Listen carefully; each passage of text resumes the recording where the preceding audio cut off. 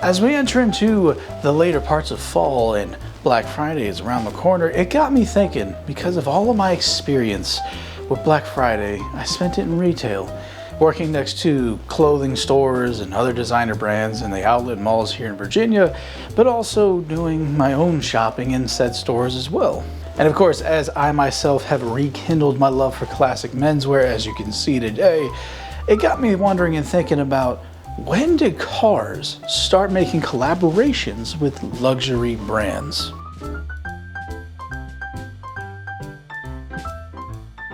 How's it going, everybody? My name is Nick Lanza.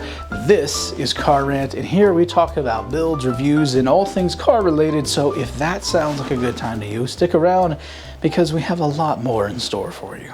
Now, normally I would not dress this way for Car Rant because this is a little more dressed up, right?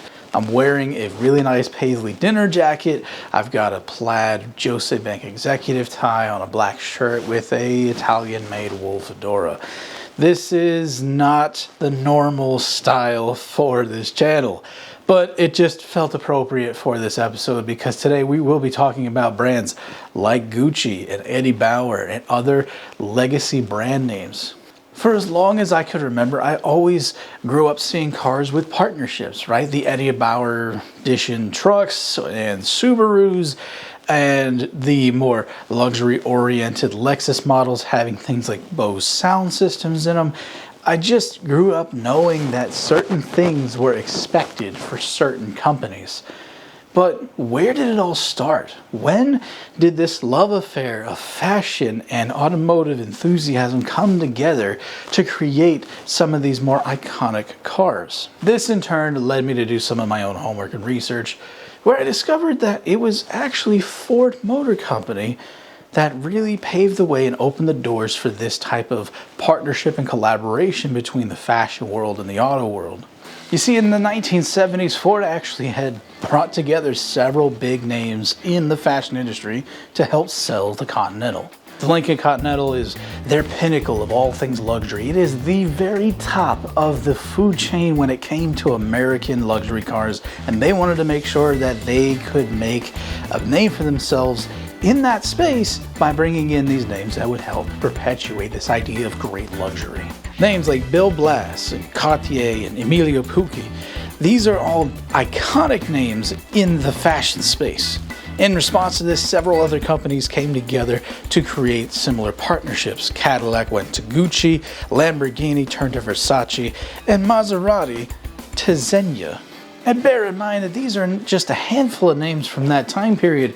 This type of partnership would continue on into, well, now.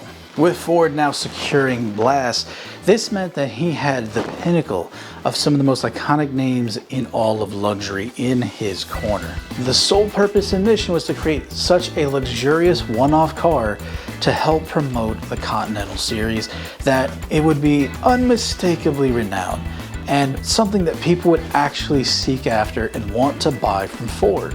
After all, this is the 70s and the late 70s, so the gas crisis has happened, money is tighter, people are not spending as much, so to create something that appeals to the upper echelons of society might be a nice, easy way for Ford to pad their wallets a little bit and keep the company alive. It's interesting to me as well that in my research and study for this, there's not a lot said about the fact that this happened during the gas crisis when people are trying to pinch pennies. It was almost as if this was Ford's way of trying to be a harbinger of bigger and better things, which we would inevitably get in the 1980s, as that was a decade renowned for its opulence and crazy cars and everything in between. It is, in my humble opinion, the car that helped open the doors for later collaborations between fashion brands and high-end stuff and cars, but also to open the doors towards recognizing that things could be better if we just work together. And bear in mind, Bill Blass's design was impeccable, with little bits and pieces that pointed towards a nautical heritage and of course that fantastic blue paint. It was a car to be stared at. 19 feet long as a coupe, the land yacht was an incredible road-faring vessel. With the seemingly successful launch of this car, it got other manufacturers, like I mentioned earlier, to really start wondering, what could we do to also bring in some of these other companies and have long-lasting partnerships? And of course, Ford is no stranger to having multiple partnerships, as they would later release stuff like the Eddie Bauer Explorer. So clearly we've established how good of a partnership setup this was, as clearly many other companies tried to do it later on. But what was the purpose behind some of these other companies doing it? Did they just see Ford's success and go, sure, we'll do it ourselves? Or was there more to the story? Well, as you could guess by my inflections, many other companies came to the table because they themselves wanted to improve their own brand images. You see, in marketing, brand image is crucial. It's one of those things that if you don't have a good one, you're not gonna have one. For example, Nestle was famous for their Toll House cookies and how you could have some of that good old home style cookies and baked goods and all of that, until the world found out how they got their water, what they did in Africa, and how they got some of their cacao. Not a topic for this video, but just an example of what I mean by brand image is everything. So that aside, what did it mean for some of these other companies to come alongside and partner with these auto brands? Or better still, was it the auto brands partnering with these companies? Well, the reality is it was actually a little bit of both from what I've seen. You see, as time moved on, having exclusive deals with some of these companies guaranteed some profit share for those companies themselves. Case in point, companies like Bose making money off of old modern day Nissans, or even Fender guitars with the Volkswagen. That's still a partnership deal that I never saw coming, but I'm so glad it happened. In these instances, it was their materials being used in the manufacture of the vehicle. In the case of the Eddie Bauer, it was not just the personification of the lifestyle that Eddie Bauer brand wants to put forward, but it's also the use of some of their materials inside the cars as well, their leathers and textiles. But then you have other partnerships that definitely serve a different purpose. Case in point, BMW.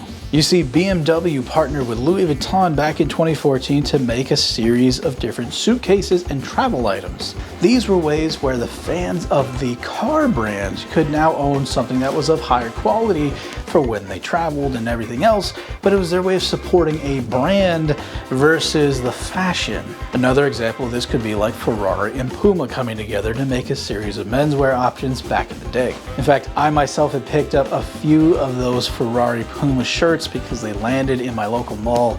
I sent one to a buddy of mine because it was cool, and more importantly, they're Puma. So they're good quality, and it's for a brand that we're a fan of, Ferrari. So at this point in this video, it's probably pretty obvious now that there is a clear, definitive path that many manufacturers take. That these collaborations are both profitable for them, but also help improve their brand image and thus tightening their bond with their customer base, whether it be the brand itself or the auto manufacturer. But then there's the third category, where it's actually the fashion brand themselves being a fan of cars. You see, over the last few decades, there's actually been a couple of examples of fashion brands and the leaders of those houses doing really interesting things in the fashion industry because of their love of cars. In this instance, it's not them trying to profit off of a good brand deal, but just simply for the love of automobilia itself. We've got Balenciaga making their car couture line, where it's stuff like hand-stitched leathers that you would find in a car's interior being turned into dress wear. Or Ralph Lauren showing off his fall 2017 range inside of a luxury car garage in Bedford, New York. Then we have a number of other brands making items that are clearly inspired by cars. It's a really odd and interesting take on fashion branding and fashionistas. It's something that you just don't see all the time, and when it happens, it just kind of makes you go, huh, okay then. It just goes to show that car culture and the love of automobiles can be shared in any given circle, whether it's here on a car channel talking about cars or on the runways of Paris. these two lines, these two worlds come together to create some very interesting takes, as well as some beautiful pieces of art that just so happen to also be cars. It's honestly something that I think all of us can get behind and appreciate, because there's probably a collaboration somewhere that you yourself could enjoy. No matter what it is, all of us can agree and come together that clothes might help make the man, but they also certainly help make the car. With all that said, what did you guys think of this episode? What did you think of this regalia? Do you appreciate it? Should I wear this type of stuff more often? Let me know down in that comment section. And more importantly, tell me, what is your favorite collaboration to date? I think the Hermes Bugatti one is really cool and interesting, but that original collaboration with Bill Blass and Ford is still probably at my top, because that is such a beautiful color. But with all that said, God bless y'all. Thank you for watching this episode. If you liked what you saw, please hit that subscribe button and tune in for more content as we prepare to continue to roll out some good stuff here in the fall and winter.